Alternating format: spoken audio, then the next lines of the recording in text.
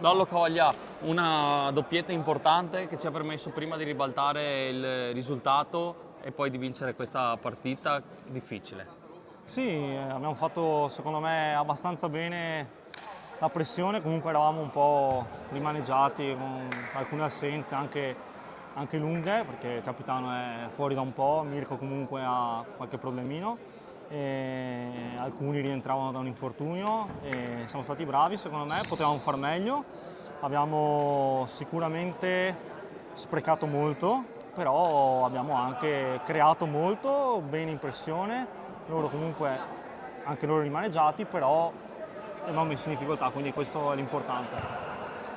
Ascolta, doppio impegno questa settimana, torniamo al campionato per quanto riguarda venerdì, veniamo però da 2 sconfitte contro 2 grandi squadre, adesso arriva un'altra grande squadra, magari non in classifica, però il derby è sempre il derby. Sì, il derby è sempre il derby, però comunque loro hanno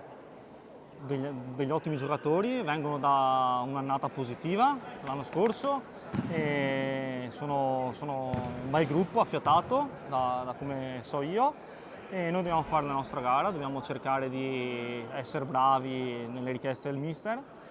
perché se sappiamo, cioè se facciamo le cose come sappiamo